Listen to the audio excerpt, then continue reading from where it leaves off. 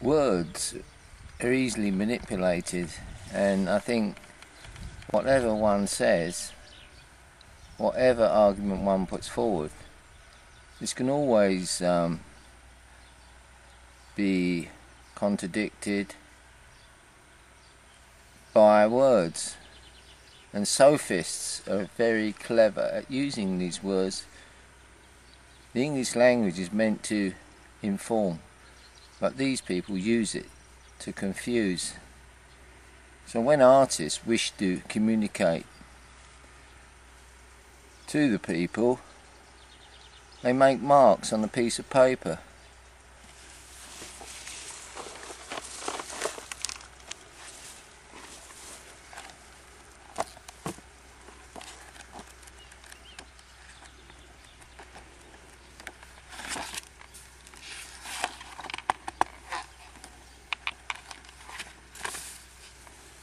Most of my work has been erotic, and sexual activity is a very important part of human behaviour.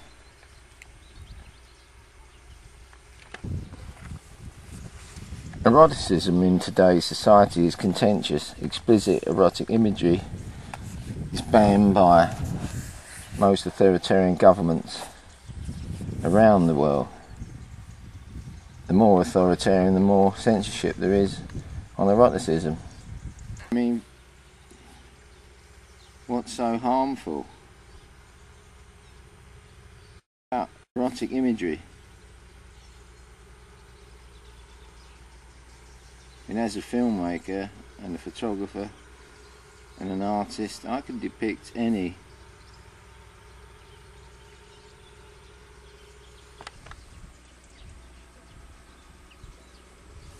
at the same time. I can depict any kind of violence, explicit violence. And the excuse seems to be, yeah, it's acting. What about these realistic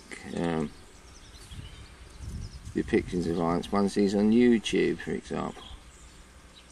YouTube have very strict standards against nudity. Even if a woman's nipple shows, they cut that.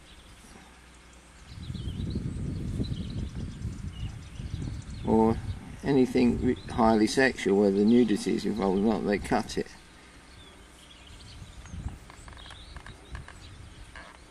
And as an artist, I very much resent people censoring my work. So I feel, because they can have as much violence as they like, so they're changing the world to a more violent place. So as an artist, I like to change to fight this, and that's what I've done consistently throughout my life.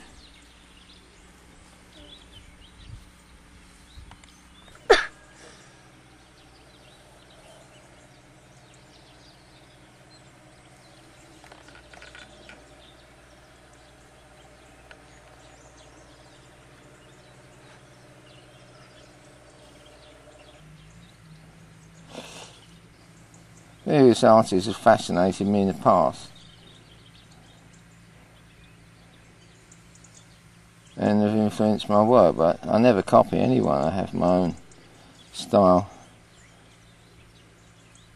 But I do have a reason for my work, and that is to oppose the moral standards of the day as reflected in censorship of films, photographs, drawings, without any reason that can be justified except in the name of morality.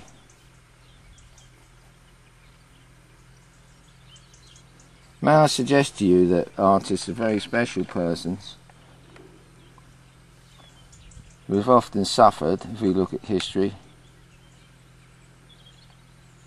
who people should take notice of.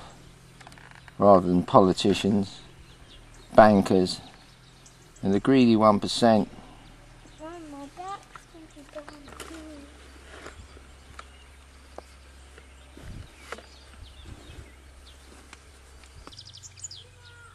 Yeah.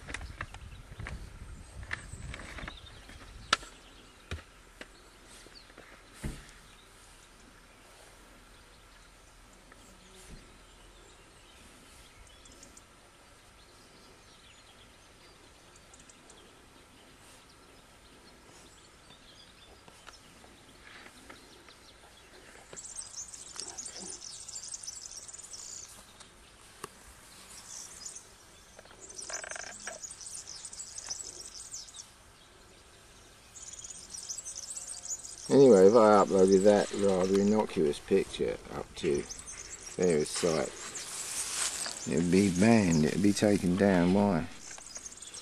Because it contains erotic images, explicit erotic images. I mean, porno, what does porno mean, you know?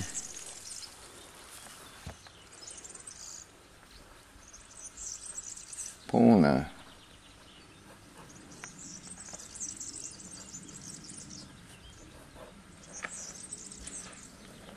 Happens to mean pornography.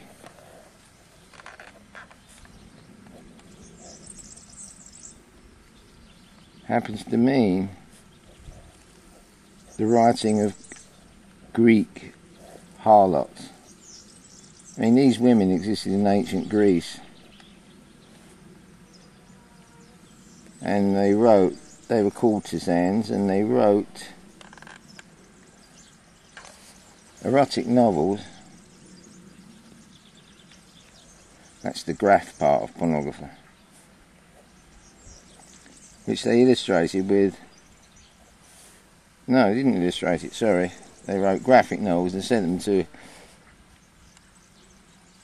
their lovers, or their intended lovers, in order to sexually stimulate them porno meaning harlot, and grapher meaning, or graphic meaning to write. Well, I don't see, I mean, the people they classify as, I mean, this is an anachronism, because there should be a new word for people that make sexually explicit imagery and apply the same rules to classifying them as everyone else, despite their subject matter being. Because people who make videos, video makers or photographers, people that take pictures with cameras, call them photographers, and people that draw, call them artists, because that's what they are. Sex is just a subject matter. Sex is an emotion. In fact, where did all this sexual repression come from? Well, there's this chap called Freud who used to write with a cocaine straw up his nose. Ah, wow.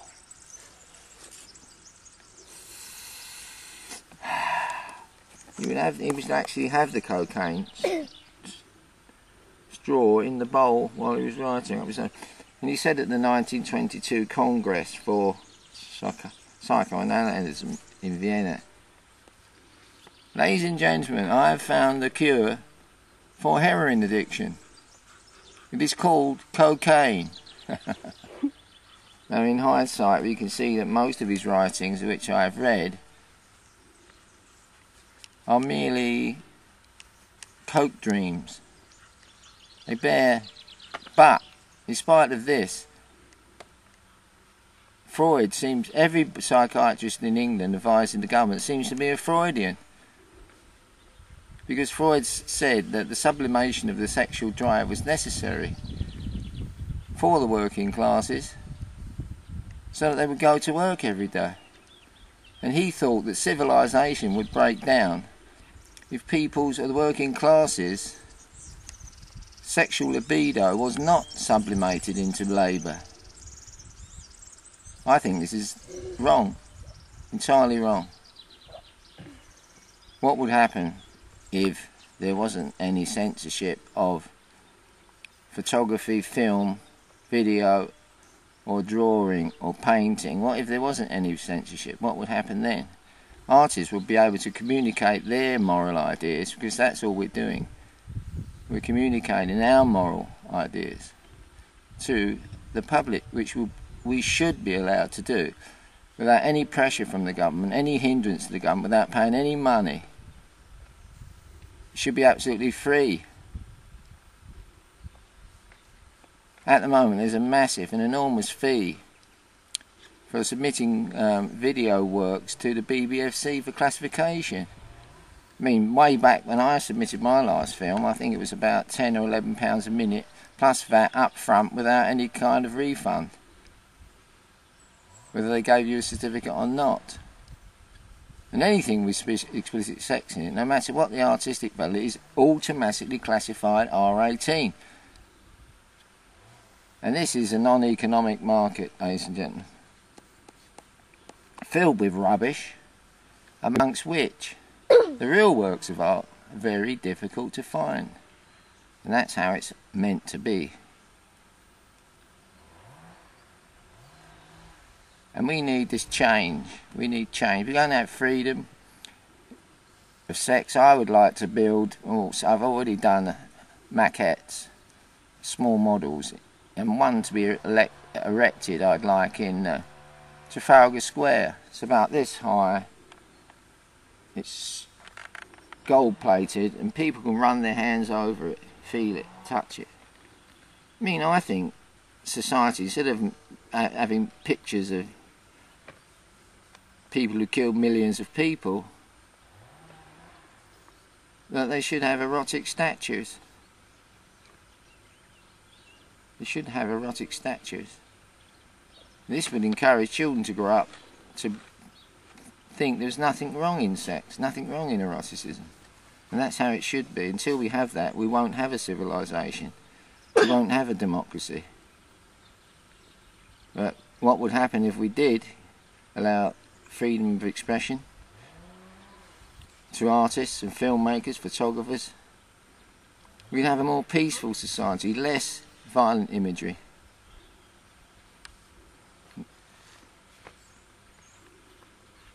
It's too much violence.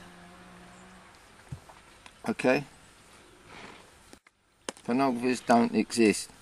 Once you learn magic drawing, you have to draw fairies and things like that. Elves and leprechauns and all these little creatures, little people. They're all there.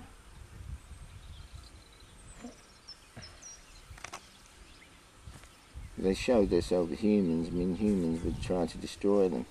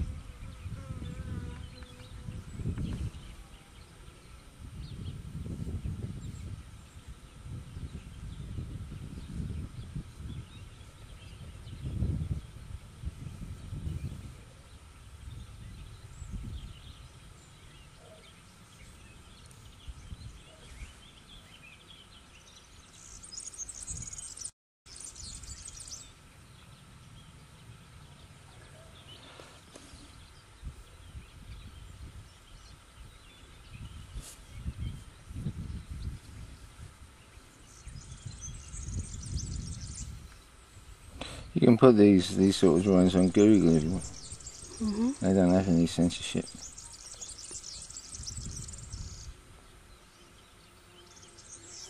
On drawings anyway.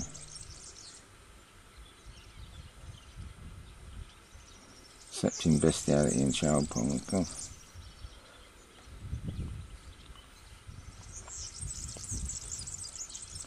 I mean, I'm not like, I don't like bestiality on the grounds of cruelty to animals. I don't see why people should be fucking imprisoned and prosecuted if it's their own animals. Maybe they got this kind of relationship with their animals, who knows, right?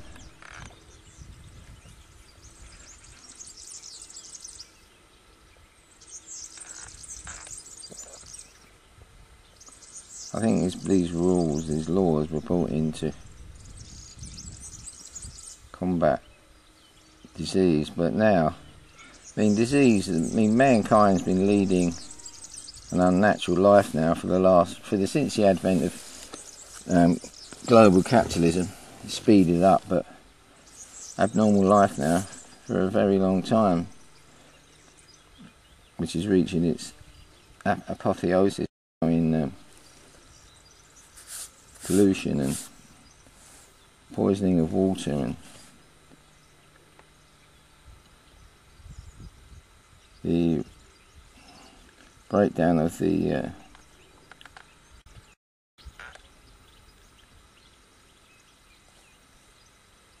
ecosystem. When the ecosystem breaks down, animals become extinct. I mean, the nature lends a hand in their extinction, and if you really think about it, no one really knows if the explanation of the world isn't an unnatural one, isn't a supernatural one rather.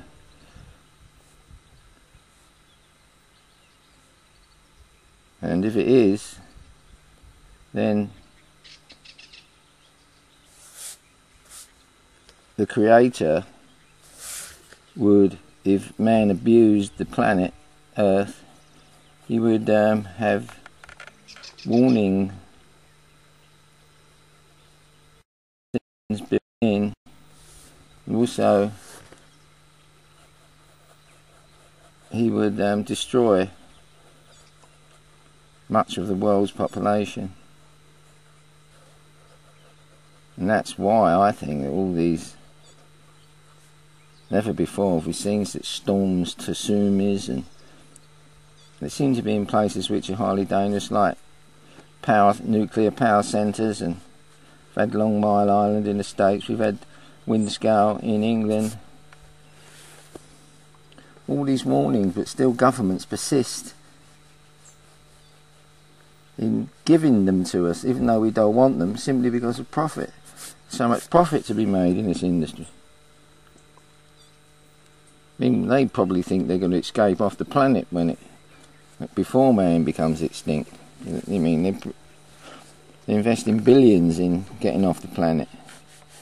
And they're also building space stations, artificial cities up in space up there.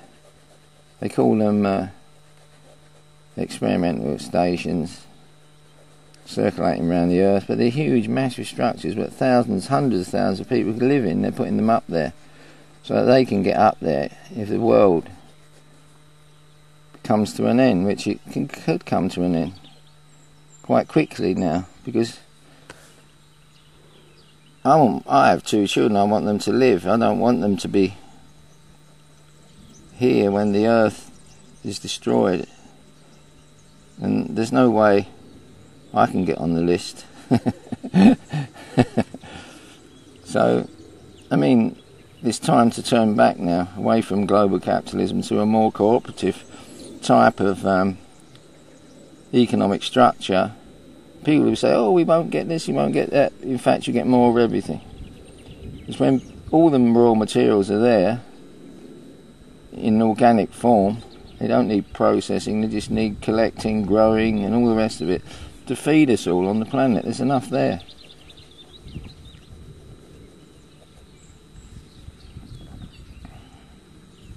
And what we have to do is stop abusing the planet. Admit we don't know why we're here, but we want to stay here. We don't want to become extinct. Now it's reached a point where there's got to be a turning back now. Maybe the only way to get there is by revolution.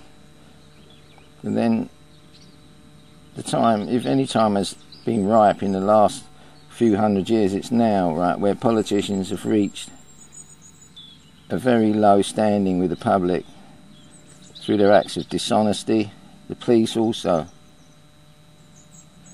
the National Health Service.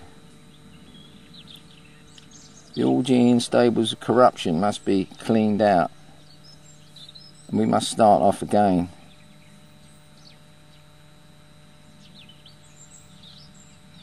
Time to act is now. Well, we have a peaceful revolution, which is best, and don't create any bad enemies in doing it, and try and use whatever talent is there, because we just want to change, that's all. Get rid of the Freudian thesis of civilization breaking down and concentrate on changing society to a better, more pleasurable place where people can be happy. With happiness is priority, in fact. There's nothing more important than happiness.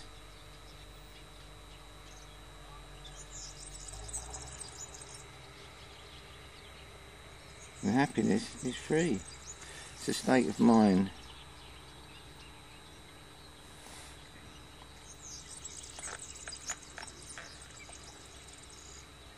People in a more hedonistic society, people would have far more time for sex. Relationships wouldn't break down so easily.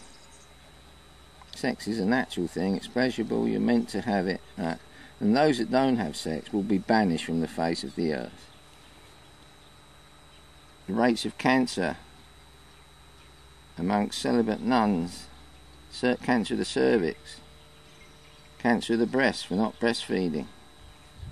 Women, ordinary women get this. They don't breastfeed their children. The incidence of breast cancer among them is much, much higher. Even though the government tried to hide all these figures from everybody. National health drugs and operations cause more harm than they do good, if they do any good. Because, and also now, people will have no way of fighting infection. It's come to an end. Nature has redesigned all viruses, because nature was banishing the unnatural from the face of the earth by infection with disease. People were stressed out, their immune systems they were abusing their bodies, same as they were abusing the earth. Suddenly this got infected with a terrible disease which was killing them. And then doctors, delayed the time by inventing these things called antibiotics, which were discovered by Alexander Fleming. Was it Alexander Fleming? Yes, I think it was. Discovered penicillin.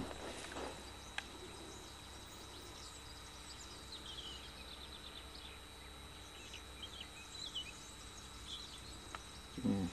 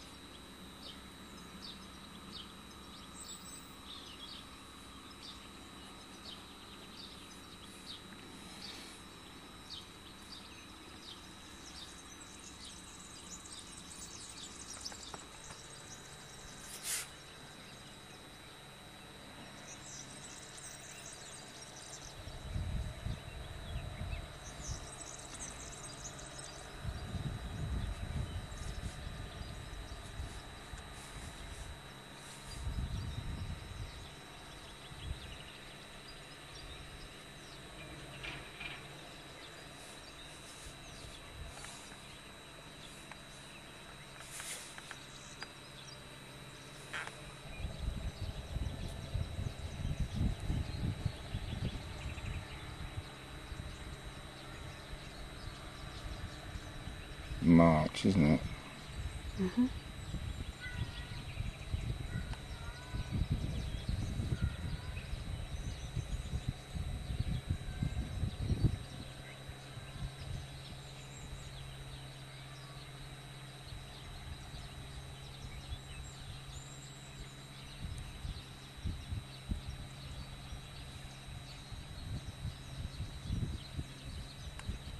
2012, yeah? Mm-hmm.